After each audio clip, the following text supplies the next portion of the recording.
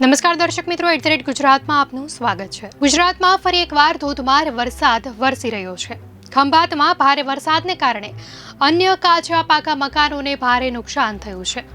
ત્યારે આણંદ જિલ્લાના ખંભાતની વાત કરવામાં આવે તો ખંભાત એક પૌરાણિક નગરી છે, જ્યાં માટીના અને લાકડાના ખૂબ મકાનો આવેલા છે, જે વર્ષો જૂના મકાનો છે, જે હવે જર્જરિત હાલતમાં પણ ફેરવાઈ ગયા છે। ત્યારે આવું જ એક જૂનું અને જર્જરિત મકાન ધરાશાયી થવાની ઘટના બની હતી। આ મકાન માત્ર 7 સેકન્ડમાં પત્તાના મહેલની જેમ તૂટી પડ્યું હતું, જેનો લાઈવ વિડીયો કેમેરામાં કેદ થયો હતો। વરસાદમાં મકાનોમાં પાણી ઉતરવાને કારણે માટી અને લાકડાના મકાનોમાં ખૂબ નુકસાન થયું છે।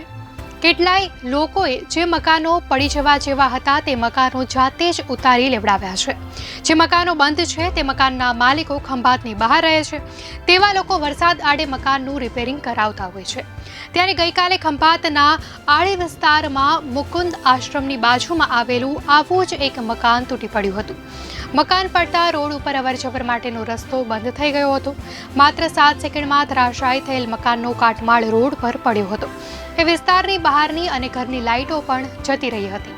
મહત્વનું છે કે ધરાશાયી થયેલા મકાનમાં કોઈ રહેતું ન હતું અને રસ્તા પરથી પણ કોઈ અવરજવર નહોતું કરી રહ્યું, જેથી કોઈ જાનહાનિ નથી થઈ। ખંભાત નગરપાલિકાના જેસીબી દ્વારા મકાનનો કાટમાળ સાઈડ ઉપર કરી અને રોડ ચાલુ કરવામાં આવ્યો હતો। અનેક બંધ લાઇટોને પણ ખંભાત જીબી દ્વારા વીજ જોડાણ કરીને પુનઃ ચાલુ કરવામાં આવી હતી।